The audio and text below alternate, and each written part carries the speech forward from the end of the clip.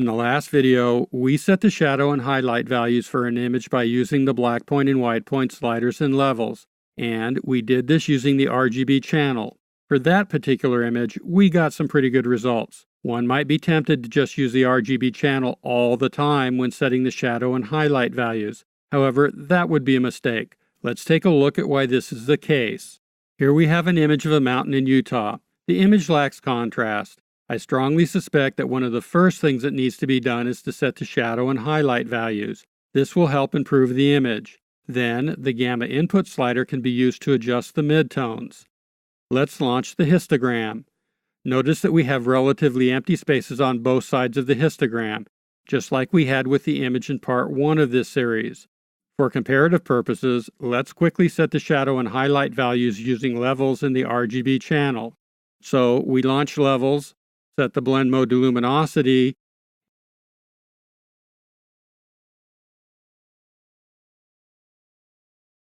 and adjust the black point and white point sliders.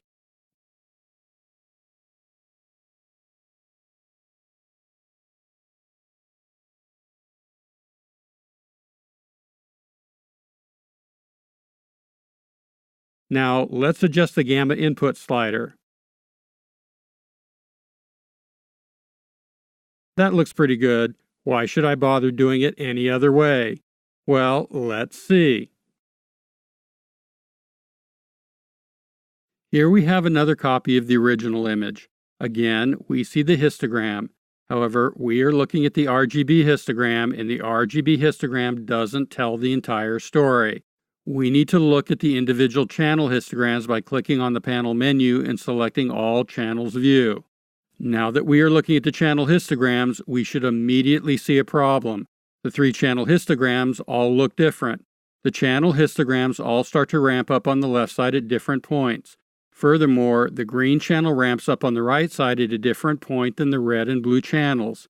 If we make our adjustments using the RGB channel, all of the channels will be adjusted the same. This will not allow us to optimize the contrast in each channel. On the other hand, we can set the shadow and highlight values separately in each channel.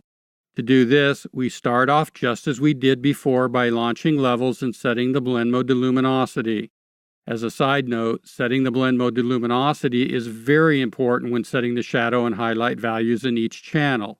If you forget, you will likely end up with a rather strong color cast. Now, this is where the difference starts. We now go to the Levels dialog box and select our first channel. Let's go with the red channel. We adjust the red channel in the exact same way that we previously adjusted the RGB channel. We repeat this process with the green and blue channels.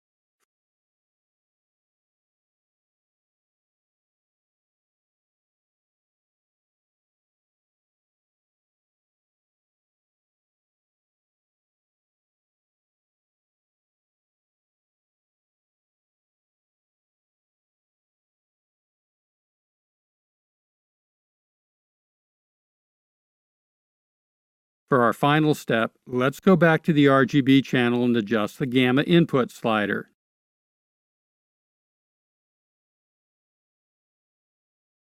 Okay, now we're at the moment of truth. Let's compare our 2 versions of the image. First, let's close the histogram so that we can see the images better.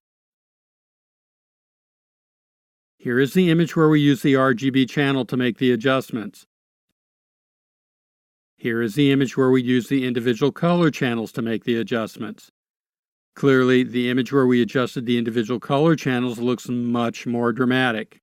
So, does this mean that we should always adjust the shadow and highlight values in each of the individual color channels?